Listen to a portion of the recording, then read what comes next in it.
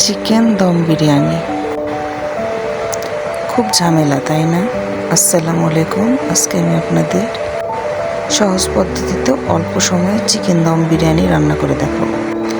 প্রথমে আমি একটা পাত্রে তেল নিলাম এবং তেলের মধ্যে প্রায় 2 কাপের মতো পেঁয়াজ আমি বেরেস্তা করে নিচ্ছি। এই বেরেস্তাটা করে আমি সমস্ত বেরেস্তাটা তুলে ফেলবো। বেরেস্তাটা তুলে রেখে আমি লবণ, মরিচের গুঁড়া দিয়ে চিকেনগুলো মেখে রাখছিলাম, তাও 1 ঘন্টার মতো। তারপর সেটা আমি ভেজে নিব।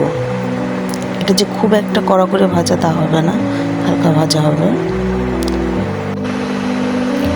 এগুলো ভাজা হয়ে গেলে এর মাঝে আমি দিয়ে দিব 1 চামচ আদা বাটা, 1 চামচ রসুন বাটা, আর আমার স্পেশাল নিজের হাতে বানানো বিরিয়ানি মশলা 2 চামচ দিয়ে তারপর এটাকে আমি একটু নেড়ে চেড়ে এর মাঝে আমি প্রায় 1 পোয়ার মতো দুধ দিয়ে দিব। এক্ষেত্রে আমি কোনো পানি অ্যাড করব না, আমি এই দুধ দিয়েই এটাকে ঢেকে ঢেকে অল্প আঁচে 90% সেদ্ধ করে নেব। এবং খেয়াল রাখবো এই মাংসটা জানি খুব বেশি সেদ্ধ না হয়ে যায়। তারপর এটাকে আমি তুলে একটা বাসনে আলাদাভাবে রেখে দেব। এবং আমি একটা মুরগির জন্য 3 পোয়া চাউল নিয়েছি। এই পোয়া চাউলটা আমি আগেই ধুয়ে পানি নিয়ে রেখেছিলাম, সেটা আমি দিয়ে দিলাম এই গ্রেভিটার মধ্যে। দিয়ে এখানে একটু কিছুক্ষণ নাড়াচাড়া করব। নাড়াচাড়া করে এর মধ্যে আমি এই 2টা এলাচ আর 2টা দারচিনি দিয়েছি। এটা অপশনাল, না দিলেও হয়, যেহেতু আমার বিরিয়ানি মশলাতে দেওয়া আছে সব কিছু। তারপর আমি একটু দিলাম। তারপর আমি একটু পরিমাণ মতো লবণ দিলাম। দেওয়ার পরে আমি এখানে একটু বেরেস্তা দিব, অল্প বেরেস্তা দিব, দিয়ে আমি চাউলটাকে আবার ভেজে নিব। আর কিছু কাঁচামরিচ দিব, যে যেরকম ঝাল খায়। আমি মরিচের আগাগুলো একটু চিড়ে দিয়েছিলাম। তারপর এটাকে ভালোভাবে নেড়ে চেড়ে পরিমাণ মতো গরম পানি দিয়ে আমি এটাকে একটু দমে রেখে দিব। একদম লো না, আবার হাইও না, এরকম একটা ফ্লেভারে রেখে দিতে হবে আমাদের আগুনের তাপটা। তারপর যখন এটা বলক উঠে আসবে তখন এর মাঝে আমি সেই চিকেনগুলো দিয়ে দিব।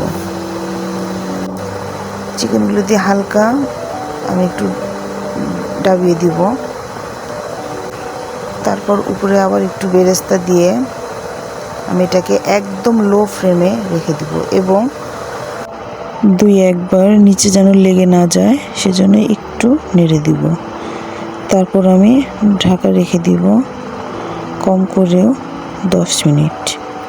ঢাকাটা দেওয়ার আগে আমি ঘি দিয়ে নিব, আর দিয়ে দিব হচ্ছে কমলার চোচা কুচি দিয়ে আমি দমে রেখে দিব। আমার চিকেন বিরিয়ানি রেডি। দেখুন কি সুন্দর ঝরঝরে হয়েছে। এখন এটাকে আমি পরিবেশন করব। মাটির বাসনে আটা মেখে এভাবে এত ঝামেলা করে দম বিরিয়ানি রান্নার চাইতে এটা কিন্তু কোনো অংশে কম যায় না। খেতেও সেম স্বাদ, এটা খেতেও যেমন লাগবে ওটা খেতেও একই রকম লাগবে। আমি বলবো সবাই একবার এভাবে ট্রাই করবেন, যাতে দম বিরিয়ানি খেতে ইচ্ছা করবে। সত্যি বলছি 100% আপনারা এটার পুরো দম বিরিয়ানির স্বাদ পাবেন।